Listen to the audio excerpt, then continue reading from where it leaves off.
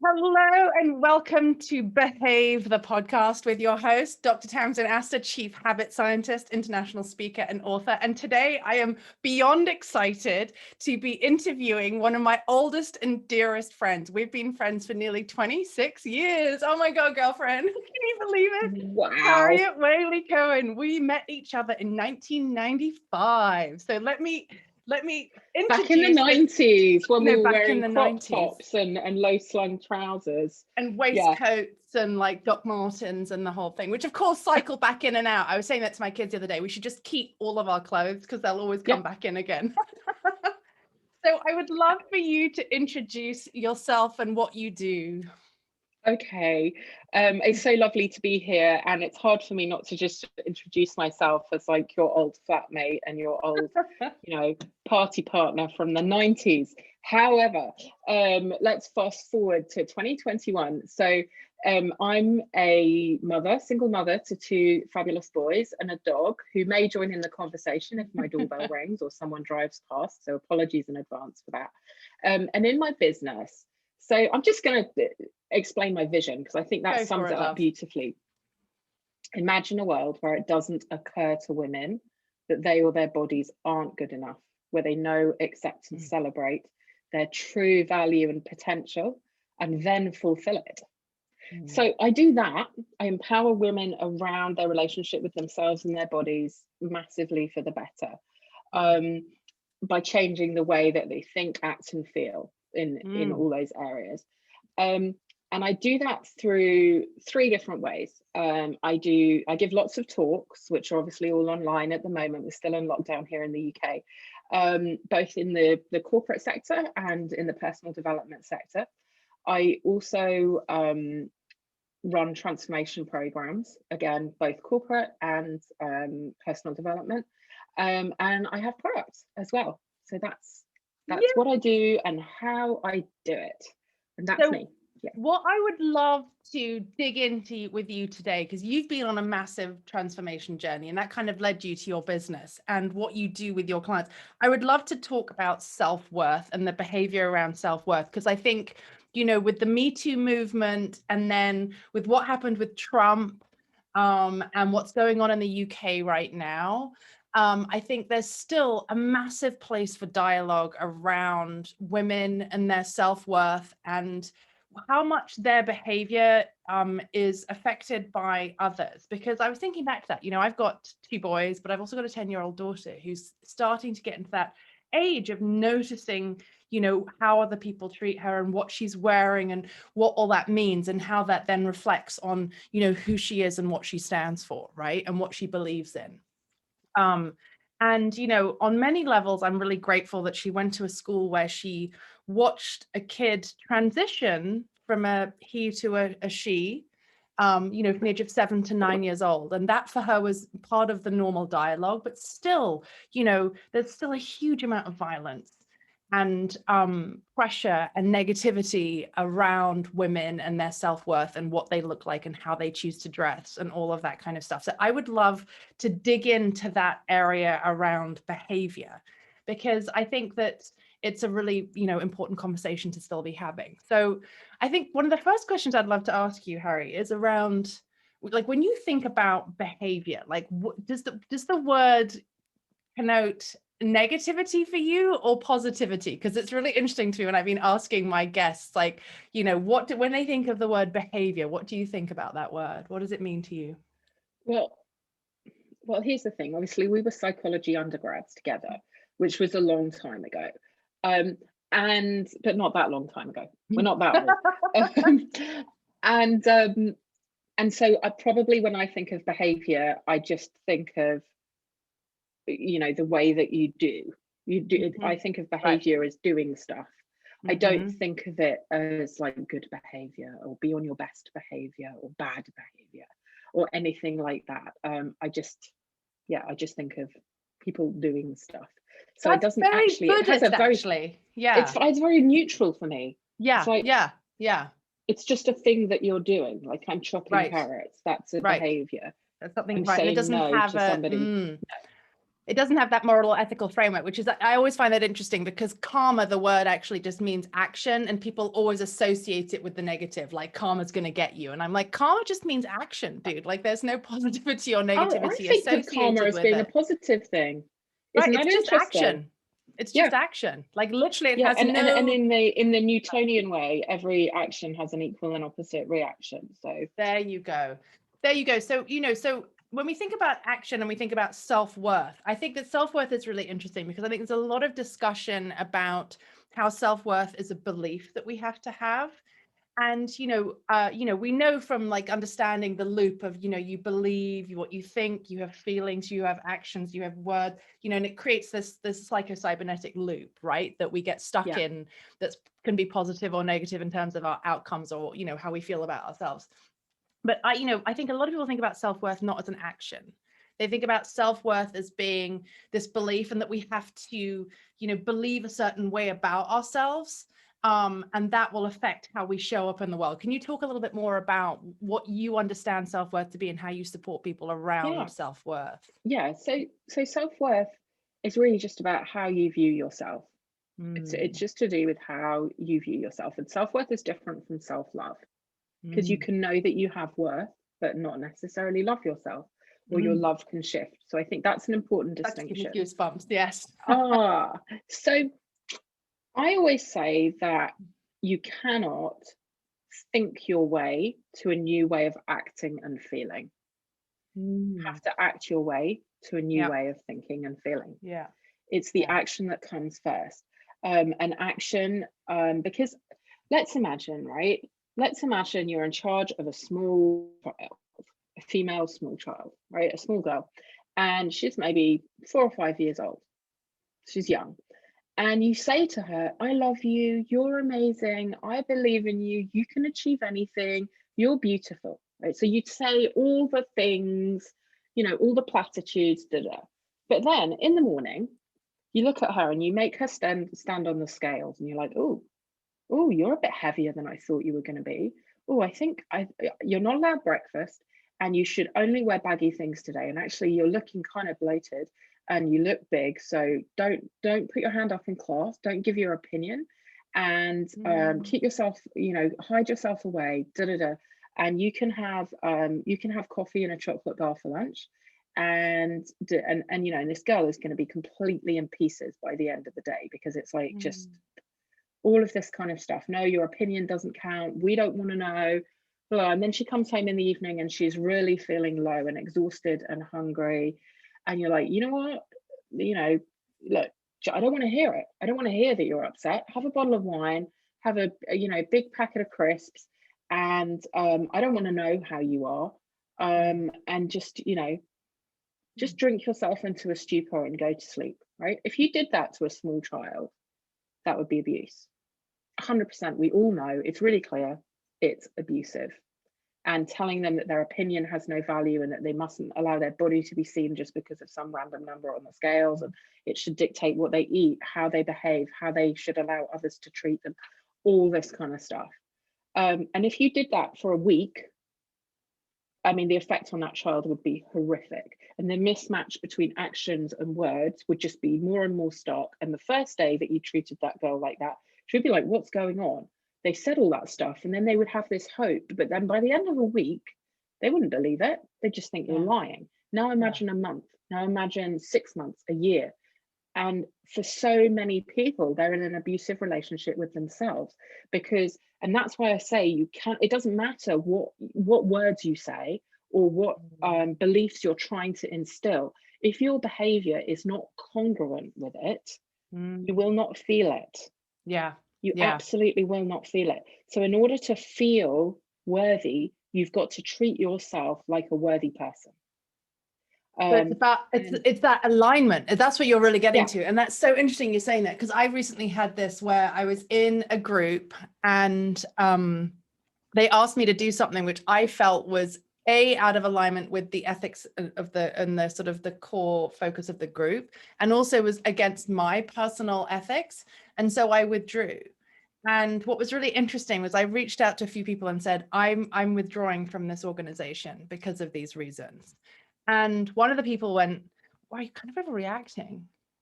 And then two of the women, it was a women's group, two of the women said, wow, I can see that you are acting with integrity. And the fact that you are willing to go to that extreme, I leave an organization that you value because it's not in alignment with your integrity. I see you and I value you, and I'm really proud of you for taking that action. Yeah. Which felt really good, but it also was really tough because I really enjoyed being part of this group and I've had to mourn leaving. But for me, it was more important that I keep that cycle of self-trust of like, this is my value framework, and that to go ahead and stay in this group and do these things that I've been asked to do and not to do the things would not be in alignment.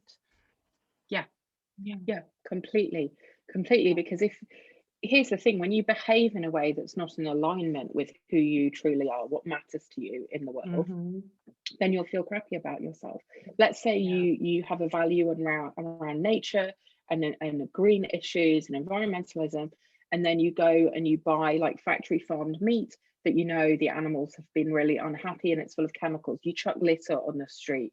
You have a really old car that is pumping out horrible fumes. You don't recycle, blah, blah, blah. Right. Of course you're going to feel bad about yourself, because every single time you switch the car on, every time you drop litter, your inner critic will just get louder and louder. Yes. And that's one of the ways that we get this self-worth, is by behaving in alignment with who we really are. It's essentially just know who you are and honor that in its simplest form, which in that way. But then it's also about how we treat ourselves, right? It's not just about how we show up in the world. We've got to show up for ourselves in a way that says, I value you, like you would for a small child. Right.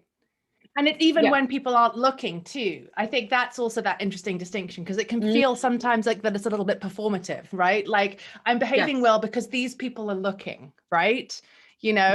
Rather than like, I mean, I remember Fabienne Fredrickson saying that, like, do you always wash your hands when you leave the bathroom, regardless of whether you're in a public restroom and people can see? Like, is it something that you do because people are watching and expect that behavior from you? Or are you doing it because it is inherently in alignment with who you are, right? Yeah, exactly. Integrity, character being what you do when no one's watching.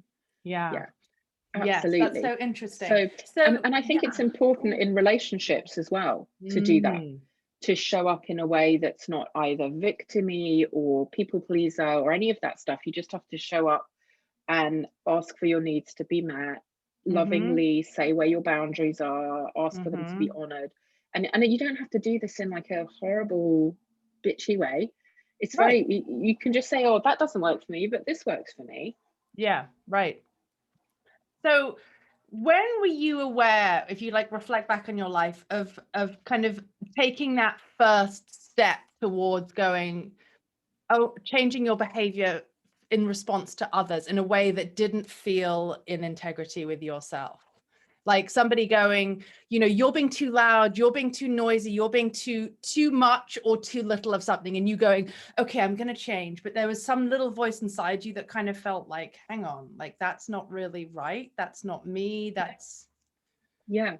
Well, I think, and I know this was done with complete love on my parents' part to give me the best education and to do what they felt was the right thing to do. But I didn't really want to go to boarding school, and I was very distressed on my first day being left. And I know that was very difficult to witness, for sure, and to then leave. However, it closed me down from ever expressing challenging emotions where I thought I might get rejected, or to make myself vulnerable, because I thought, well, when I do that, if I'm what felt like to me as a small child rejected and abandoned, why would I do that? That's not a safe thing to do. Expressing big emotions is not a safe thing to do, and closing myself down.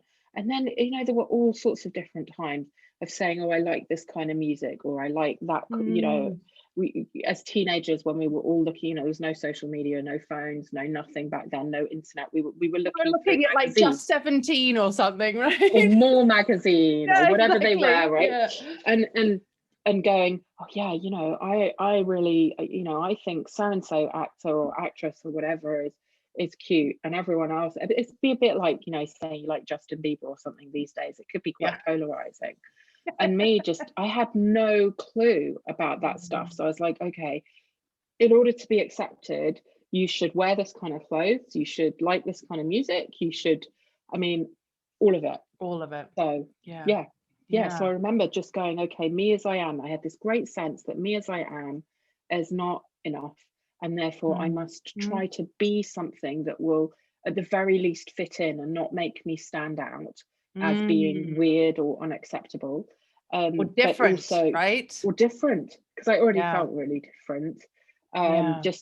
Just things like having curly hair, or all sorts of stuff. I just felt different. And so I radically I don't think I had any idea at that point who the hell I was. And I remember later changing schools when I was 16 and thinking, okay, at the school I just left, in order to be part of the cool gang, like, what was the formula? And then go, okay, I will be that person at this new school, and then I'll be part of the cool gang, not realizing was going to be a completely different code, completely different set of rules. Oh my, mortifying. Mortifying. And I hadn't learnt my lesson, because I'd done that from like junior school to senior school as well. And that had massively not worked. It had backfired, which had led me to just figure out what's safe and become that. And I think it took a long time, a lot of undoing. I even remember at one point, because as you know, I've been sober over 18 years now. And I remember in the first 6 months or so of my sobriety, I remember crying in Marks and Spencer's and calling somebody up and going, I don't even know what clothes suit me anymore. I don't know what colors suit me. I don't know what styles. I don't know who I am. And them going, don't worry, it's okay. You're deconstructing yourself at the moment, so you can put yourself back together again. So don't worry. And I have to say, what I, as a 26-year-old, was doing in Marks and Spencer's would probably, you know, if I'd gone somewhere nicer, it would have probably been okay. But being in a department store for, you know, middle-aged and oldies, I was probably never going to find anything that appealed to me anyway. It was probably sabotage, but yeah. Wow. And so it's interesting. So I have two sort of follow-up questions for that. One is relating to like how you parent, right? Because I feel like there's also a really interesting gender piece around this, around how, you know, boys are supposed to behave, men are supposed to behave, you know, like, I mean, I find that I have conversations with my kids, like when these songs come on about how like boys shouldn't cry or whatever, you know, and I'm like, who the fuck said that? I nearly spat my tea out. I'm very British. Like, haven't got coffee, I've got tea. I nearly spat my herbal tea out.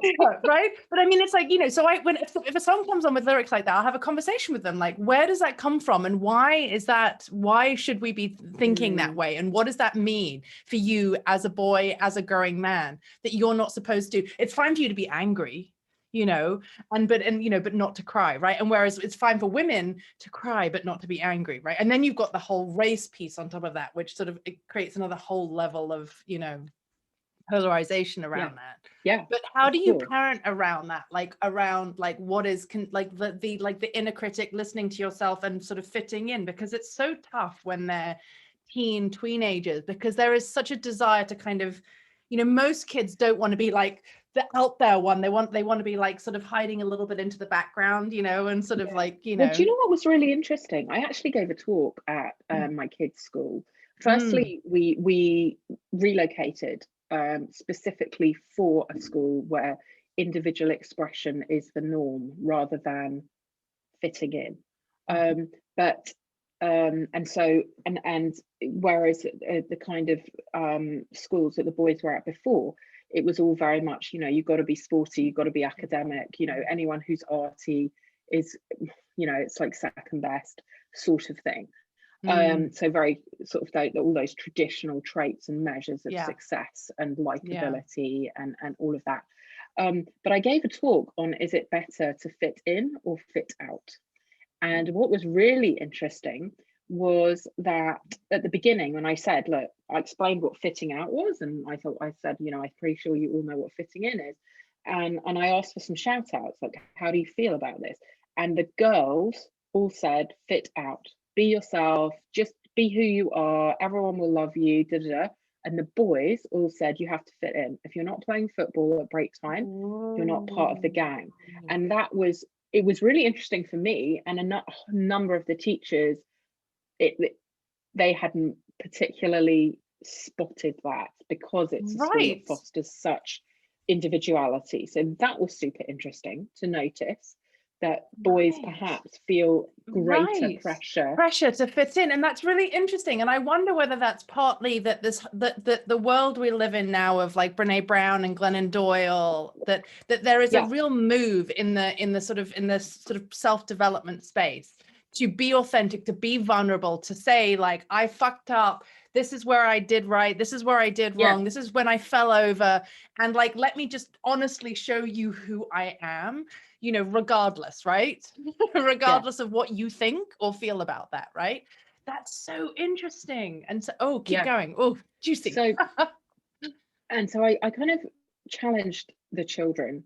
And I talked about my story a little bit of how I always tried to mold myself into whatever I thought the formula was at a previous school, and how it backfired. And I didn't go into it in great detail, because that's not necessary for children of that age, and especially not with my own children in the audience. But I, touched upon what it had cost me and how lost I'd ended up feeling. But I asked them about how they could start to really honor who they were, and allow the world to see that, and for that to be okay, and that it's just a process.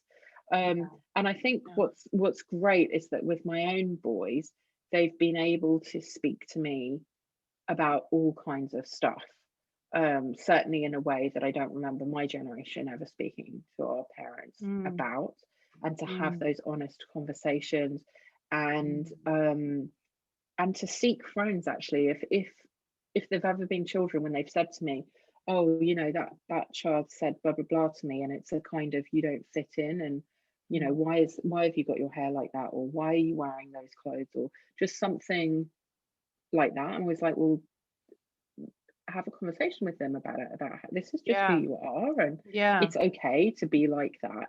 But also, if someone keeps on going on like that in a not nice way, then maybe that's not someone who you want to hang about with. Right. And encourage them to just deselect, and to go, you know what, it's okay if you want to buy into that, but that's personally, that doesn't work for me. And to really feel that they can honor who they truly are, and that they should build a circle of friends who are of the same, who feel the same way. I definitely have kids who are in the kind of slightly quirky, nerdy No, that's interesting. No, and I mean, I'm aware of that too, because my sons, are not, baseball, American football playing like boys in that space too, and so have had to navigate their way well, our through boys that are journey. really good friends, aren't they? Yeah, which is awesome. So I think there's a sort of an interesting tangent that relates to this, and then I want to go back to the other question I had, and I feel like there's back to that conversation we're having about action or behavior being good or bad. I feel like there's if you fit in, you're a good girl. If you don't, you're a bad girl, right? And or a good girl, and there's something about the good girl, bad girl about the patriarchy. This is our cue. Like, someone, if there was a button that said now release fury about the patriarchy, someone's just touched it. Yes, I mean, there is, isn't there, particularly in cultures that are steeped in, where their morals are very religious, and those religions are very patriarchal, and it's a mechanism of control, and where women have typically been, owned, and all that kind of thing. That, yes, there is absolutely the good girl, bad girl thing, and all kinds of behaviors where if it was a boy or a man doing it, it would be like, oh, he's assertive, and he's he's opinionated, whereas girls are bossy and this, that, and the other. Just the whole language around it is different. I mean, I can't stand all that stuff. It makes me so cross. And on your personal journey, to kind of going like, okay, I'm starting to know who I am, and I'm no longer going to fit in. Like, I feel like there's an inherent undercurrent of rebellion there, right? As we understand the word rebellion, right? Like, this whole idea of, you know, going, just because this is what you want me to do, or how you want me to behave, or how you expect me to behave, because I'm a mother, because I'm doing this job, because I've always done this in the past, because, you know, the people in your community behave that way. This is no longer working for me. Tell me a little bit about when you had this moment, or a number of moments, that pushed you into a space of going, I'm done conforming to your idea of what Harriet should look like. And I don't mean just necessarily like look like here, but like behave and act and do, you know? I mean, I certainly went through a rebellious phase as a teenager, but it was more of a trauma-induced rejection of certain expectations, and more of a kind of like, you know, F you. Right. I'm not going to do what you want because because I don't feel safe with you. But when I think about later on, I think there was a period of time where I did try to be very conforming, and did try to be like, you know, the housewife and the mom and like all this stuff, and but it just didn't really, it didn't sit with me. And prior to that, I'd had a career in the financial sector, and there were parts of it I really enjoyed, but there was other parts of it that just felt far too buying into something that I didn't necessarily want to be aligned with. And I think particularly the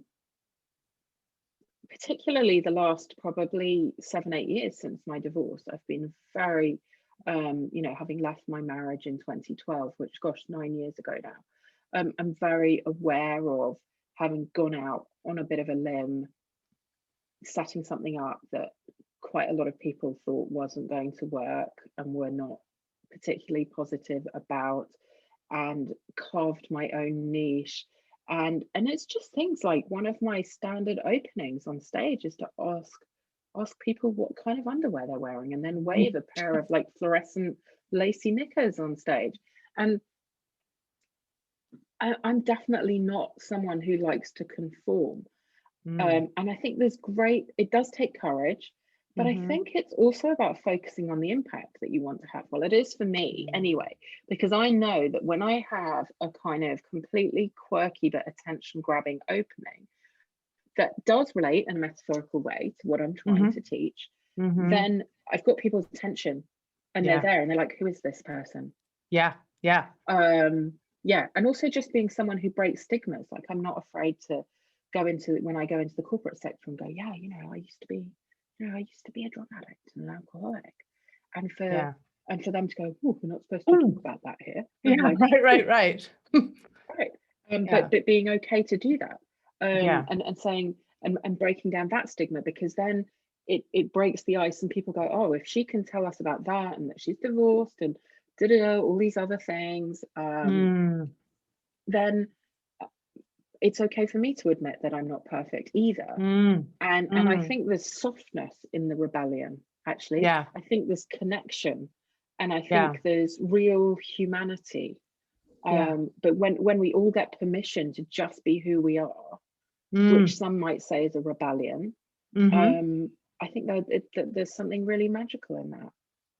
So what do you think, or what tool do you think is one of the most important for supporting you on a regular basis to keep in touch with your, I mean, I'm going to say journey, because I think it's a continuous thing, your self-worth journey. Like, are there practices that you find are non-negotiable for helping keep you in alignment with the values, the actions, the thoughts, that like all of those pieces? Yes. And this actually relates to my word of the year. So my word of the year for 2021 is listen. And it's about listening to myself, listening to what my body's telling me, listening to what my intuition's telling me. And you know, when we do something or say something that we don't feel good about, we get that icky feeling in our body. You know, you get that like, oh, I shouldn't have done that. There's a slight sense of fear. What if I get caught? Or what's other people going to think of me? You know, we all know. And it's about listening to our inner guidance. What is for me, the more that I listen to myself and honor myself, then the smoother it is. And if I don't do that, like I don't listen to my need for rest, or I don't listen to my need for whatever, or any of that stuff, then then my self-worth is going to dip because I'm abandoning myself.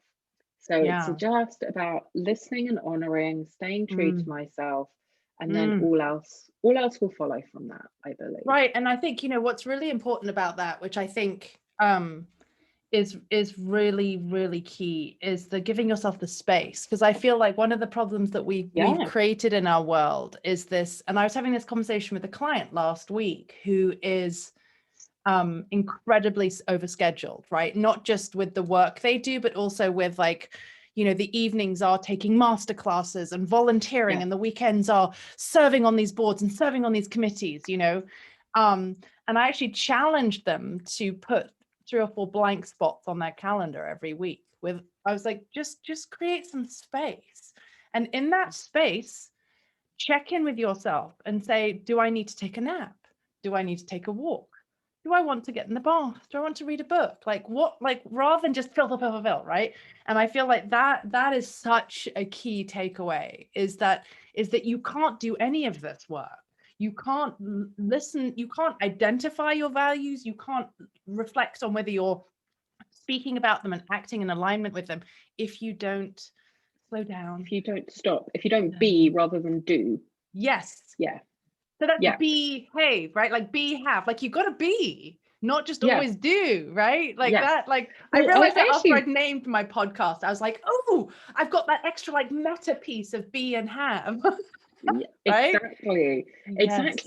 I wrote a piece about a year ago when lockdown first happened here in the UK, saying, have you accidentally joined a cult, and talking about the cult of busy, because that's what happened when everyone was suddenly at home and they couldn't go to the bar after work, they couldn't go to the gym, they couldn't go out on the weekend, they couldn't, whilst they were commuting, listen to a couple of podcasts. While they were going to buy their lunch, they couldn't make a phone call.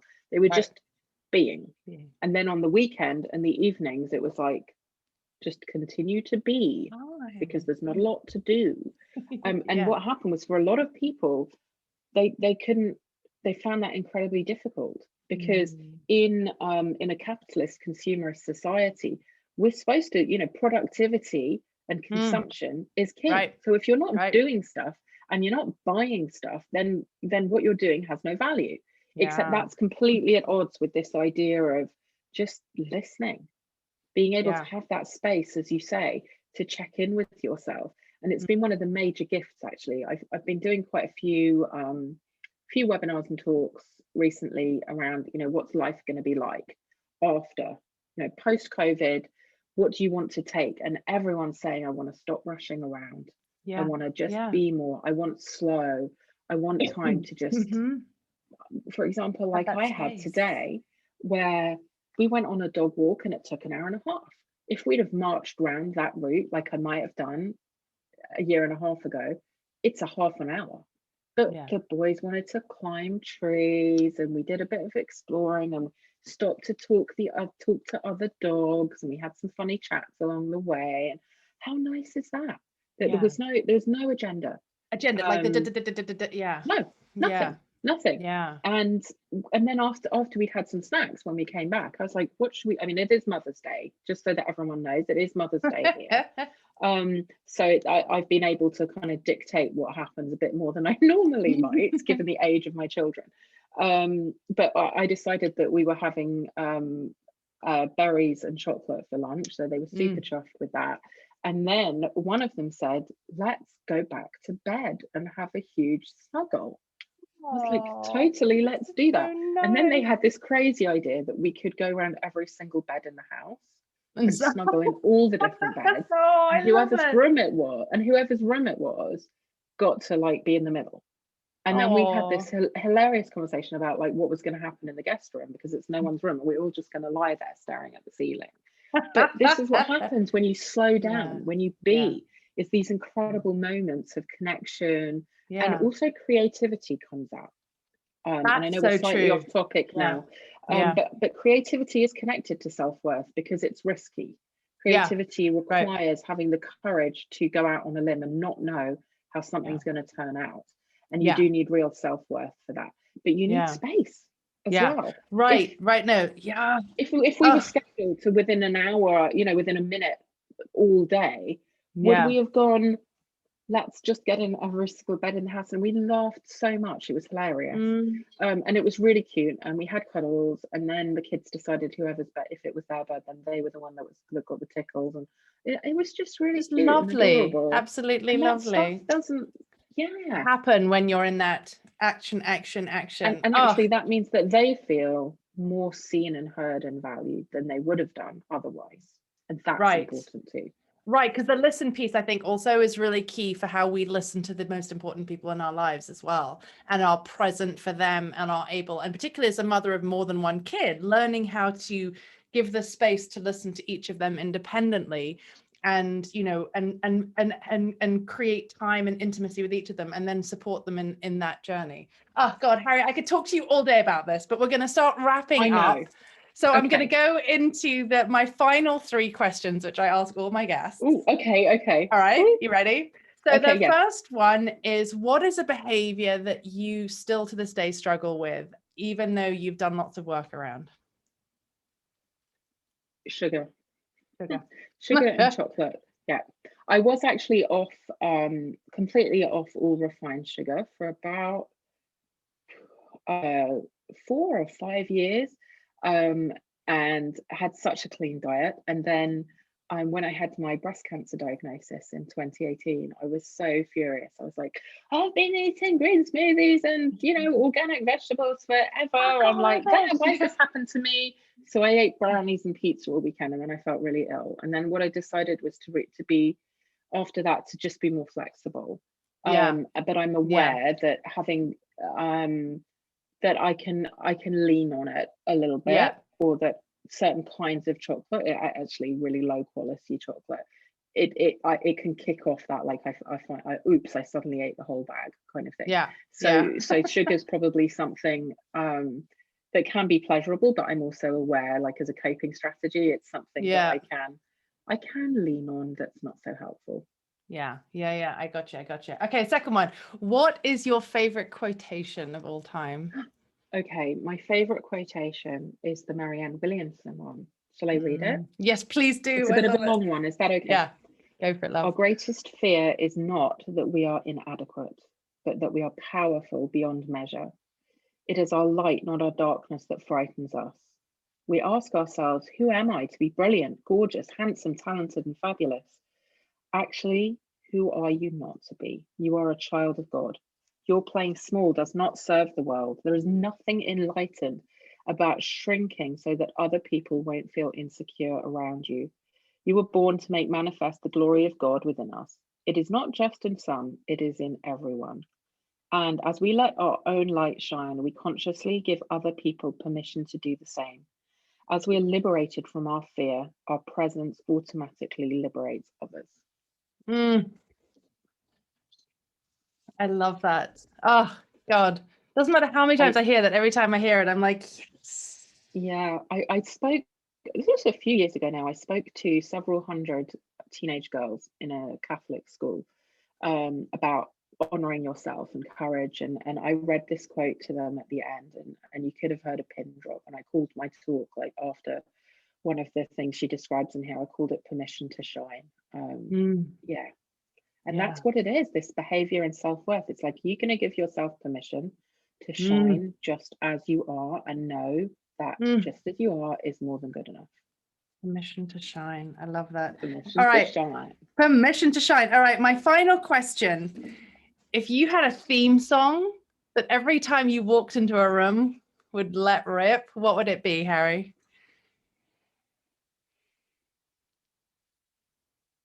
I can't decide. I've got two. So the one that I often walk on stage to is Alicia Keys' "Girl on Fire." Yeah. So there's that one. Yes. There's also "This Is Me" from The Greatest Showman. Yeah. Which I adore. Yeah. I adore everything about that movie. So one. Yeah. I hear you. Oh, yep. Those are both good. You can have one that you come on stage and one that you enter exit stage. That were. I love it. True. Yes. Oh, right. Yay. Awesome sauce. Well, thank you so much for giving up a chunk of Mother's Day this Sunday to chat with me, Harry, and share your light and wisdom and learnings and teachings and how you are changing the world. Oh, I adore you, my friend. I'm so glad to know you. Oh, I love you so much. Mwah. All right, in the show notes, everybody, there'll be a goodie for Harry to share and her bio and how you can get in contact with her. But quickly share, where's the best way for people to find you, Harry? They can find me on Facebook. I have a free group called Harriet's Inner Circle, or you can find me on Instagram, which is self-love and sass. I love it. Thank you, my love.